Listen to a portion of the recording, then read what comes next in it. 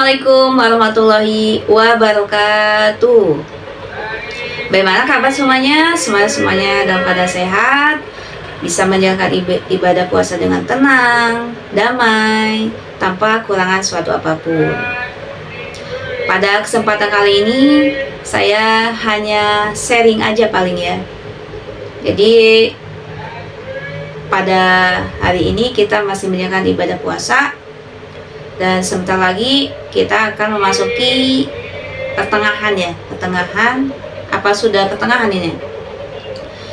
Ya, jadi saya akan membahas tentang keistimewaan bulan Ramadan.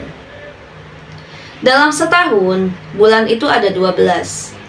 Tapi kenapa bulan Ramadan ini sangat istimewa dibanding bulan-bulan yang lainnya? Ada apa dengan bulan Ramadan? Ternyata pas kita buka lagi dalam Al-Quran surat Al-Baqarah ayat 185, situ dijelaskan oleh Allah, bulan Ramadan adalah bulan diturunkannya Al-Quran untuk petunjuk umat manusia. Nah, kalau kita lihat lagi bahwasanya Allah pertama kali menurunkan surat kepada Rasulullah, pertama kali itu surat Al-Alaq. Dan itu tepatnya di malam 17 Ramadan. Nah, itu sering kita sebut Nuzulul Quran. Nah, tentunya apa sih maksud dan tujuan Allah menurunkan Al-Quran? Pasti ada tujuannya. Yaitu udah jelaskan lagi dalam Al-Quran, yaitu sebagai petunjuk untuk umat manusia.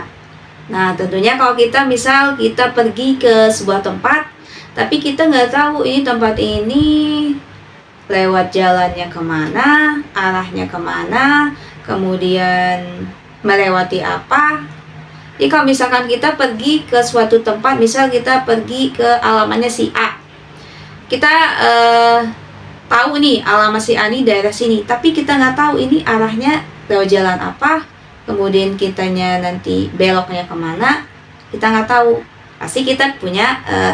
Pasti kita mencari petunjuk ya. Petunjuknya itu yaitu kalau kita bawa HP, yaitu kita pakai Google Map. Atau mungkin kita bisa tanya pada orang lain yang tahu alamat itu, sehingga kita akan sampai pada tujuan kita, yaitu sampai ke alamat si A. Nah, sama halnya dengan Al-Quran. Al-Quran akan menjadi petunjuk. Ketika kita hidup dunia ini, kita nggak tahu ini kalau kita hidup ini ngapain aja ya.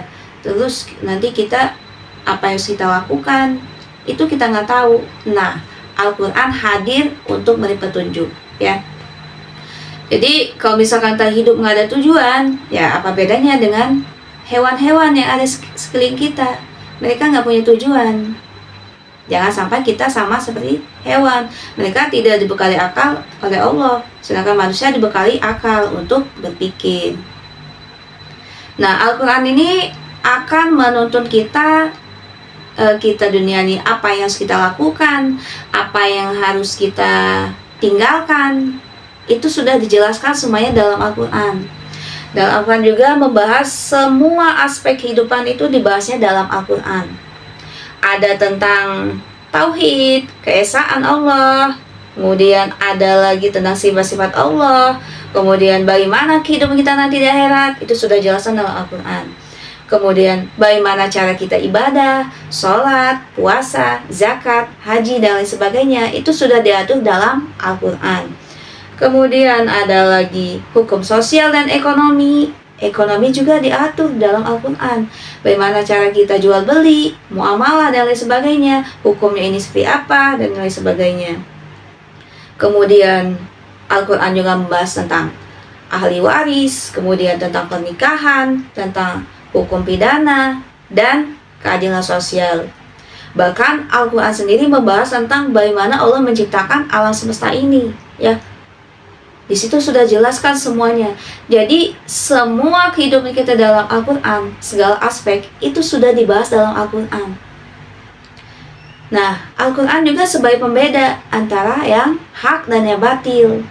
Menjadi Al-Quran juga diturunkan sebagai rahmatan lil alamin, yaitu rahmat untuk semuanya, ya. Jadi Allah juga sudah menjelaskan dalam Al-Quran, yaitu tujuan kita hidup dunia itu dalam surat Al-Jariyat ayat 56. Situ bunyinya, wa ma khalaqtul jinna wal insa illa liya'budun. Tidak akan aku ciptakan jin dan manusia melainkan untuk beribadah padaku, menyembah padaku. Jadi sudah jelas bahwasanya kita hidup dunia ini untuk mengabdi kepada Allah, beribadah kepada Allah. Jadi jangan sampai kita nggak punya tujuan. Nah, makanya di sini Al-Quran hadir di tengah umat manusia. Tinggal kitanya, apakah kita mempercayai apa yang disampaikan Al-Quran.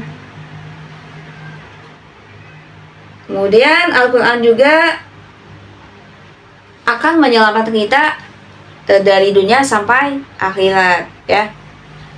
Mau kehidupan kita selamat dari dunia dan akhirat, berarti kita harus ikuti apa yang Allah perintahkan dalam Al-Quran dan apa yang Allah larang dalam Al-Quran.